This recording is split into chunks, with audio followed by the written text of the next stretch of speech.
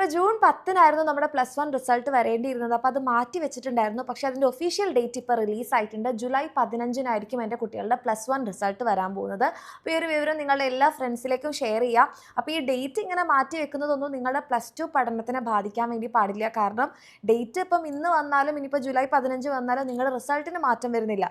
പക്ഷേ നമ്മൾ പഠിക്കുന്നത് മാറ്റി വെച്ച് കഴിഞ്ഞാൽ നിങ്ങൾക്ക് ടൈമാണ് അവിടെ കുറയാൻ വേണ്ടി പോകുന്നത്. അപ്പോൾ ഈ ടൈം പിന്നെ ഒരിക്കലും നമുക്ക് തിരിച്ചു കിട്ടില്ല.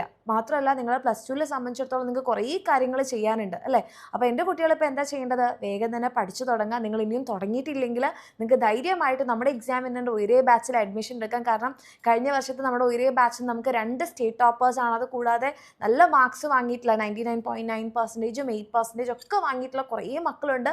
അപ്പോൾ അതേപോലെ നിങ്ങൾക്കും റിസൾട്ട് വാങ്ങിക്കാൻ വേണ്ടി പറ്റും. പക്ഷേ ഒരേ ഒരു കണ്ടീഷൻ, നേരത്തെ പഠിച്ചു തുടങ്ങണം. അപ്പോൾ അങ്ങനെ പഠിച്ചു തുടങ്ങണമെന്ന് ആഗ്രഹം ഉണ്ടെങ്കിൽ, നമ്മുടെ എക്സാമിനറിൻ്റെ കൂടെ പഠിച്ചു തുടങ്ങണമെന്ന് ആഗ്രഹം ഉണ്ടെങ്കിൽ താഴെ കാണുന്ന നമ്പറിൽ മെസ്സേജ് ചെയ്യുക. നമ്മുടെ ബാച്ചിൽ അഡ്മിഷൻ എടുക്കുക. അടിപൊളിയായിട്ട് പഠിക്കാം.